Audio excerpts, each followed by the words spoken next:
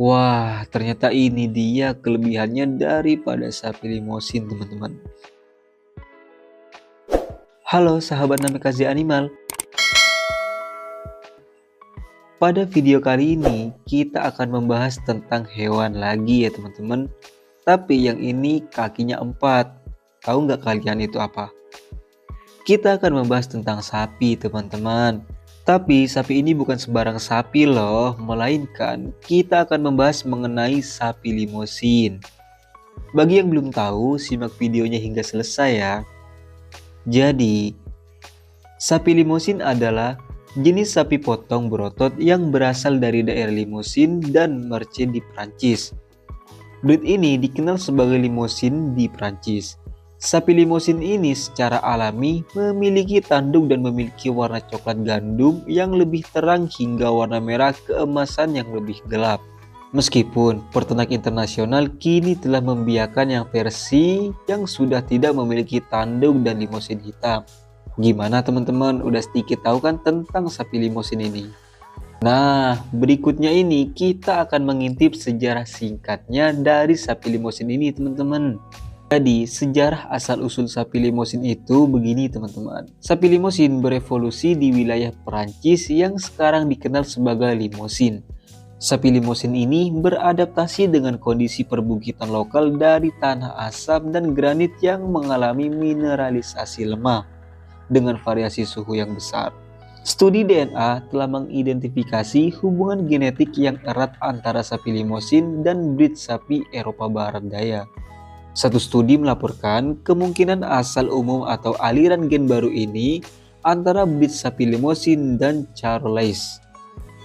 Sedangkan penelitian lain menunjukkan bahwa ada hubungan genetik yang lebih dekat antara limosin, Gascon, Aubrac, Bagades, Salers, dan sapi blondet Aquitaine. Pada masa awal-awal pengembangan sapi limosin, sapi ini selain untuk diambil dagingnya, sapi ini dimanfaatkan sebagai hewan pekerja untuk aktivitas pertanian. Limousin pertama kali diekspor dari Prancis dalam jumlah yang signifikan pada 1960-an dan sekarang sudah tersebar di sekitar 70 negara. Karakteristik sapi limosin.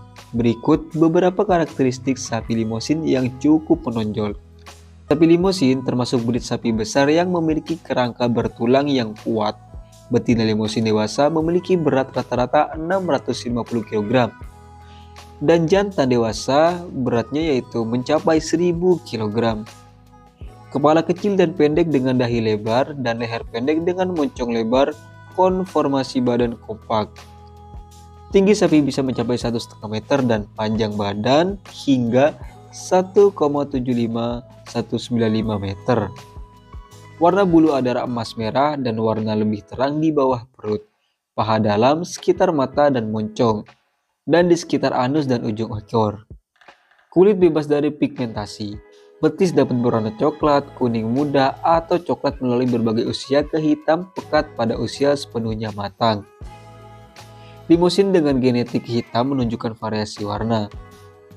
Hewan hitam dewasa sering dapat menampilkan kulit hitam lengkap bercampur dengan rambut coklat.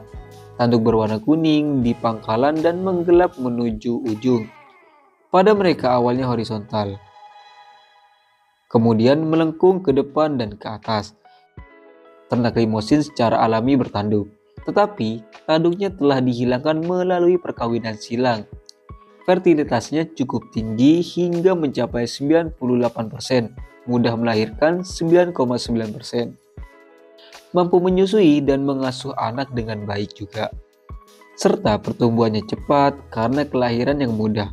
Anak yang dimilikinya pun kuat sangat. Sapi limosin ini mempunyai beberapa kelebihan jika dibandingkan dengan sapi lokal dari Indonesia. Di Indonesia, sapi limosin ini murni biasanya hanya terdapat di balai pengembangan, ternak, dan digunakan sebagai produksi semen untuk inseminasi buatan pada sapi-sapi lokal. Hasil persilangan antara sapi limosin dengan sapi lokal disebut peranakan limosin memiliki keunggulan yang dimiliki oleh kedua jenis induknya. Peranakan limosin ini memiliki kemampuan untuk tumbuh besar seperti limosin dan kemampuan adaptasi pada suhu tropis serta pakan yang berkualitas agak rendah seperti sapi lokal lainnya. Wah, gimana nih teman-teman? Menarik gak sih pembahasan kali ini? Pasti menarik dong. Apalagi bagi yang mau terjun ke dunia ternak sapi nih. Video ini sangat berguna untuk kalian semua. Informasi video kali ini saya ambil dari website BPP Kupang BPSDMP Pertanian Go.id dan channel YouTube Projo Koyo Channel. Jangan lupa komen ya teman-teman. Debat tetap pakai adab ya. Terima kasih.